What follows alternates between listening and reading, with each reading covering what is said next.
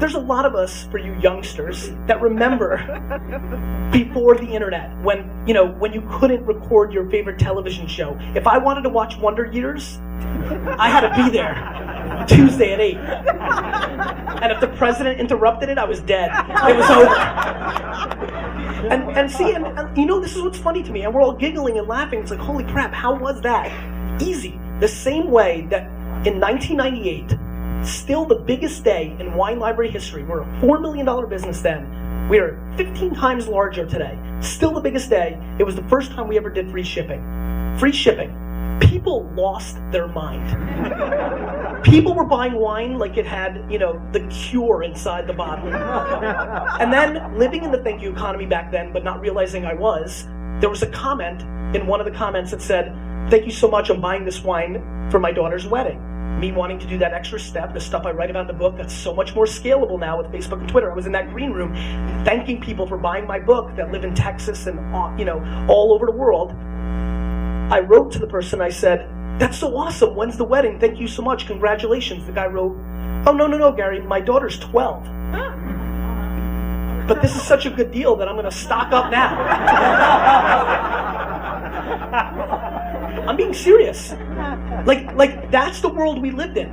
And in 12 years, the things I'm talking about now, the things that we're starting to do at Wine Library, where we track our customers and we know who they are on Twitter, so when they say 10 things in a row about Derek Jeter and the Yankees and we know they're a good customer, instead of sending them a free shipping code to Wine Library, we're gonna hit them in their emotional center. We're gonna send them in the mail a signed Derek Jeter baseball and just gonna have a thank you note that says, "Thank you for being a Wine Library customer." I can promise you right now, if there's a company out there that sends me a football signed by the New York Jets, I will never shop with their competitors.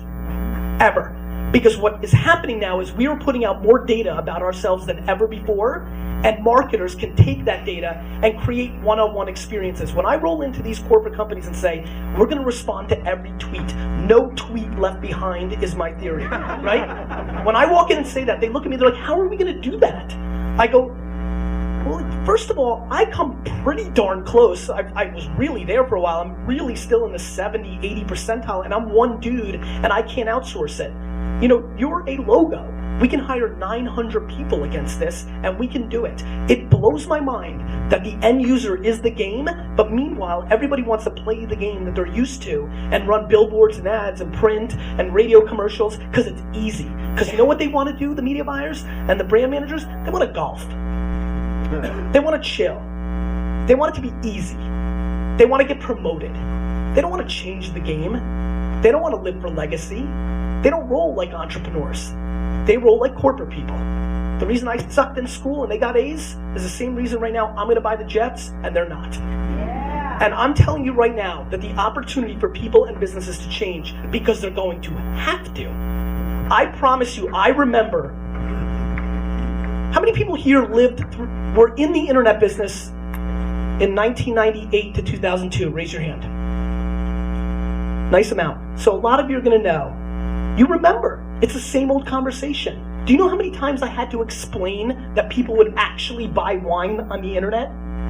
That people come in and say, all right, so what you're telling me is that people are going to go on the computer and buy the wine, they're going to put their credit card in there? Nobody's going to trust to put their credit card in a computer.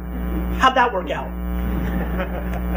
But, right, Steve? I mean, that's what, I see you shaking your head. I mean, everybody forgets.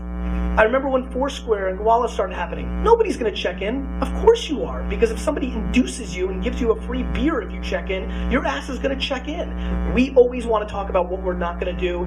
We're going to do it anyway. And the businesses that understand that and understand that they have no choice but to get into the system. Understand, this isn't Zappos, my friends. This isn't Tony Hsia or whatever. This isn't just, better shipping. This is a culture shift. This is the way it's going to be done. There's going to be massive disruption. I'm so excited that there's some people in the house from CAA, my agents, because their world is going to get rocked. I look at their world and I'm excited about their world. TV's a big deal, big money maker.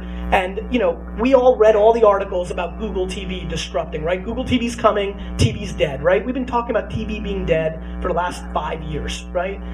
But the problem is, not everybody's so nerdy. Nobody knows what Boxy is. Nobody knows how to hook up an Apple TV. What's video for? That stuff sucks. When TV is going to be disrupted is when your iPad is going to be your remote control. You come home, Apple is going to come out with an actual television that's going to be all compatible with your iPad. You're going to get something on your iPad, you're going to hit one button that's going to start playing on your television. That's when things are going to get interesting. And I truly believe between television and between social media itself, we are in the calm before the storm. This is the land grab moment. This feels a lot to me like in 06 when I was trying to convince people that Twitter was smart and everybody thought it was stupid. It tastes like that. This tastes to me just like when .com was coming and I said, Dad, we have to have a .com. And he's like, please just go on the floor and sell wine. I just knew. And he supported me and that's why I was able to do it. I'm positive that if you don't go to one-on-one marketing, I know a lot of people in this room, and I know they're in different places in their careers and doing different things. Whether you're doing a small startup with 2 people or whether you're in a big conglomerate, it is the same thesis. If you're a small guy, you're thinking about, I don't have time for this. We have to do the bigger things. Nobody knows who we are. I disagree. Nobody knew who I was when I started Wine Library TV, not a soul in this world. And the way I did it was, yes, amazing, top-notch, just maybe one of the greatest video bloggers of all time, quality work. But as good as that was and important, it was the fact that I was using surmise.com. This is the part that nobody likes to talk about. That surmise.com every day, which is now search.twitter.com, every day searching Chardonnay, Merlot, Pinot Grigio, and all the wine terms and creating relationships. Everybody wants to talk about, I did a great job today on Morning Joe and it helps my book, but I promise you, the other 19 hours I've been spending in the last 19 hours replying to everybody who's like, should I get Gary Vee's book? And I don't go in with a hard sell when it's just a wink saying, I think you might want to, Every person in this room, I know a lot of people in this room and there's a lot of faces I don't know. Every person after tonight will have a different relationship with me. And that context fascinates the crap out of me because that has become scalable in the new world. It's scalable. If you want to interact right now, there is a conversation going on the web right now, multiple conversations around either you, your business, your specific business, the genre of your business, or something that you can tie into your business. And I believe the companies that are able to do this, and let's remember one thing, because there's some people here that don't know me as well. I stand in front of you today as a man whose first business model was to go around my neighborhood, rip up people's flowers, ring their doorbell, and sell it back to them. So I am not talking about these things as Mother Teresa.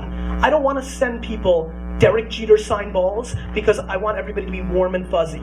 I don't want to help my future customer get to an amusement park. I sent somebody a Kindle yesterday because they said they really wanted my book, but they decided they're a minimalist and they don't want anything in their home, so they need no more books, but they need a Kindle. So I DM'd them and said, what's your address, and bought them a Kindle today. Now, why did I do that? Because I'm such a great dude? Absolutely not. It is because I'm a businessman that lives 5 years from today. It's because I'm going to send it to him, and he's going to tell every single person he knows about it. He may or may not write a blog post about it, but he may. I don't care if he's, everybody panders to the numbers. I don't care how many followers he has, because the numbers are skewed. You can have 100,000 followers on Twitter. If you have 6 people that really care, it doesn't matter. You have 6. If you have 72 and 72 care, then you have more than the guy who has 100,000 or the girl that has 100,000. So I think those numbers are going to be looked at differently. I think we're living in an interesting time.